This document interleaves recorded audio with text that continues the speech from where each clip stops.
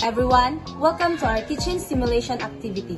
Today, we will be focusing on one of the most important topics in food safety, FATOM, which stands for food, acidity, time, temperature, oxygen, and moisture. 6 factors are the key conditions that allow bacteria to grow and cause foodborne illnesses if not properly controlled. In our kitchen setup, we will demonstrate different FATOM risks that can commonly happen.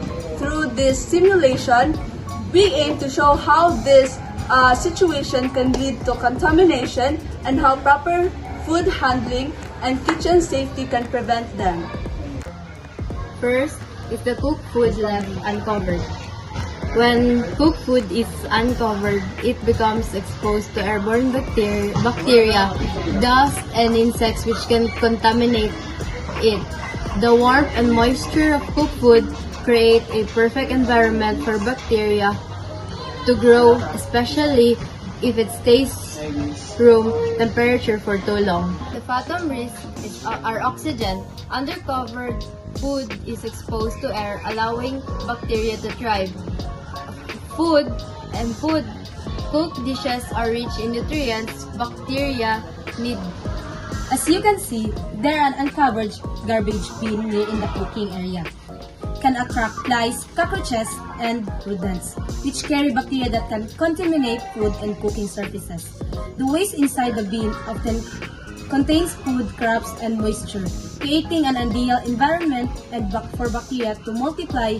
This increases the risk of cross-contamination and foodborne illnesses if not managed properly.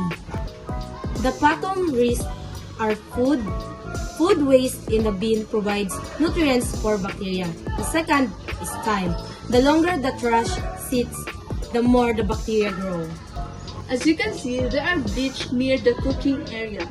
This bleach or other cleaning chemicals above the cooking area is dangerous because it can spill or leak into food, utensils, or cooking surfaces.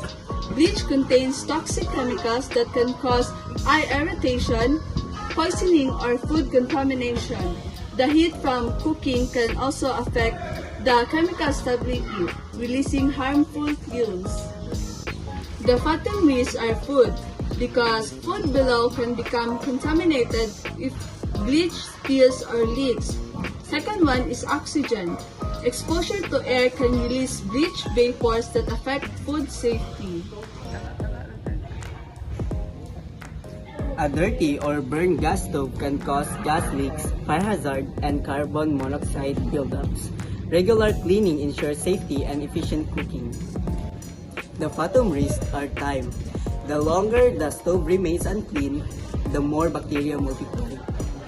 The next is tangled wires. Tangled wires in the kitchen can cause electrical hazards and accidents. When wires are twisted together or placed near heat or wet areas, they can overheat, spark, or short circuit, leading to the fire or electric shock. They also create a tripping hazard, especially in busy kitchens. Keeping wires organized and away from water and cooking areas help ensure safety. The FATOM risk is the time. The longer wires stay tangled or damaged, the higher the risk of accident.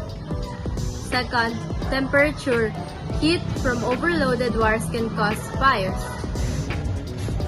Improper knife storage can cause contamination, rust, and accidental cuts.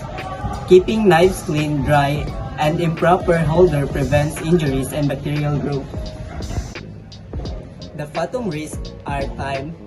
The longer knives remain unwashed or wet, the more bacteria multiply. The second one is food. Leftover food particles on knives serve as nutrients for bacteria. As you can see, there are lots of improperly stored leftovers. When leftovers are not stored properly, such as being left out too long, kept in uncovered containers, or placed in a warm refrigerator, bacteria can easily grow. Most cooked foods are moist and have nutrients that support bacterial growth, especially when left in the danger zone 5 degrees Celsius to 57 degrees Celsius for several hours. This can lead to food spoilage and foodborne illnesses. The fatum mist are food because leftover contain nutrients that bacteria feed on. The second one is time because bacteria multiply if food is left out too long.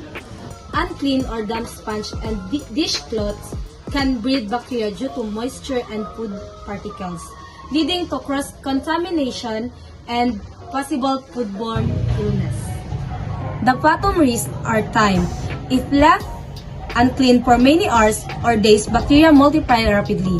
Second, moisture. It stays wet or damp, providing perfect conditions for bacteria to thrive.